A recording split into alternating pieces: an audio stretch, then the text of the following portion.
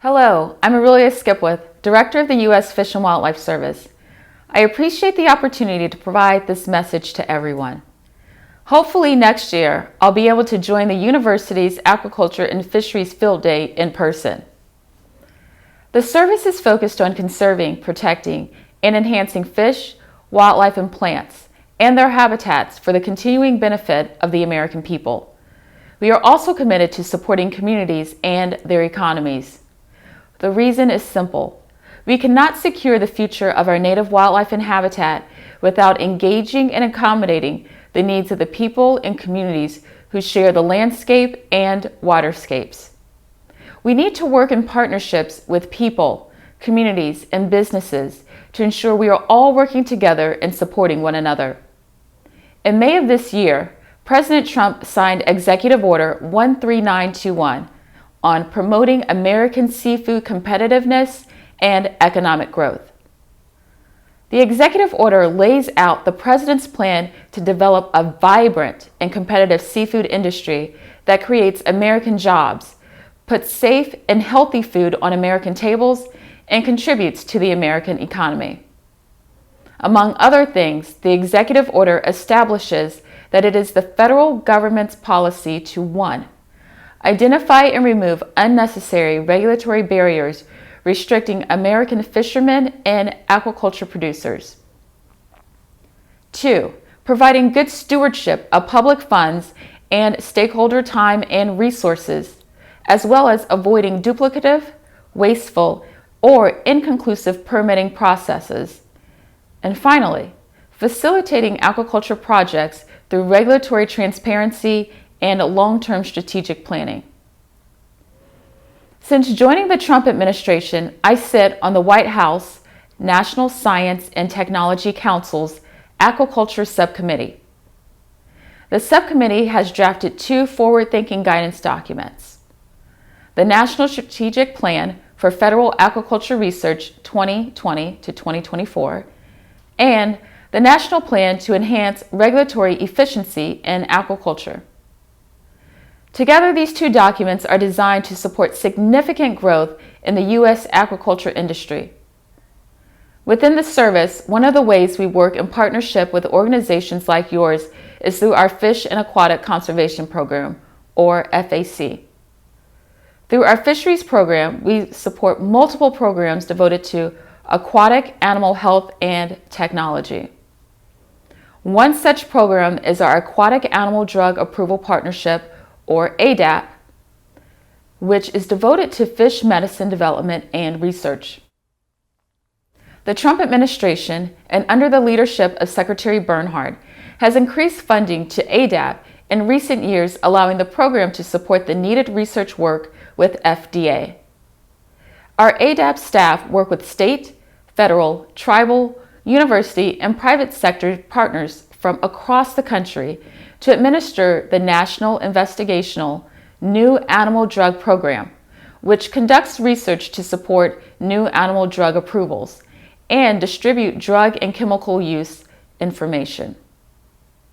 One example of these partnerships is with the National Aquaculture Association, who works with us to reach common goals related to drug and chemical approvals.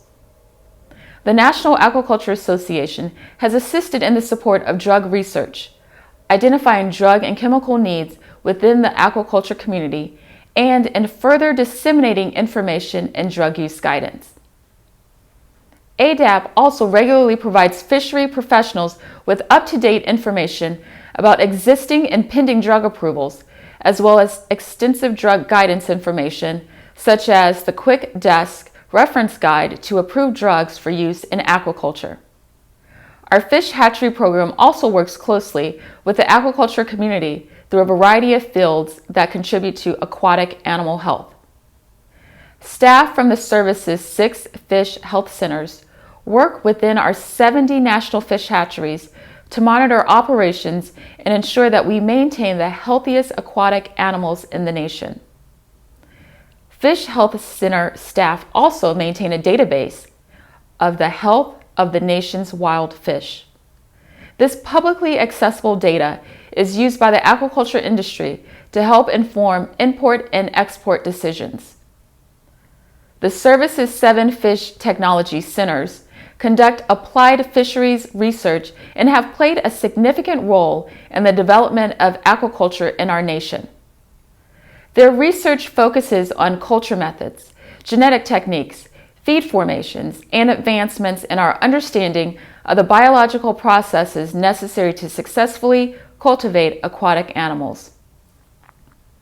The program works with 25 individuals located internationally that are certified to ensure that fish imported into the United States are free of dangerous pathogens that can endanger both farm-raised and wild fish populations. Our migratory bird program also works on issues related to aquaculture and fisheries through authorization of take in accordance with the Migratory Bird Treaty Act. We recognize that damage to aquaculture resources can occur as a result of the economic losses associated with cormorants and other birds consuming fish and other commercially raised aquatic organisms. In June of this year, we published a draft environmental impact statement and draft rule for public comment. The EIS evaluates alternatives within the service's authority to implement measures that address conflicts associated with cormorants within the U.S.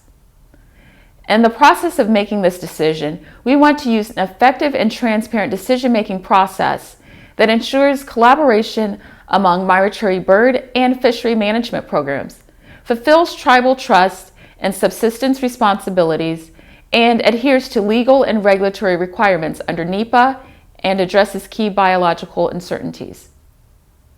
The service is presently preparing a final environmental impact statement, which we expect to publish soon. Today, more than ever before, conserving our nation's fish and wildlife heritage presents many complex challenges requiring an unprecedented level of cooperation among federal, state, tribe, partner organizations, and private landowners. To be successful, we need to ensure what we do in support of fish and wildlife conservation is relevant to people and their communities. Why is that? It's because effective conservation is as much about people as it is about fish and wildlife. We are open to working directly with organizations like yours across the country to ensure that you have a greater voice in management and decision-making when it comes to our work.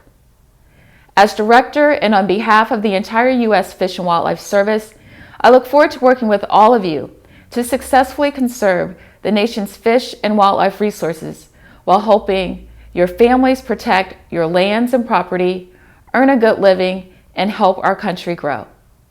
Thank you for listening.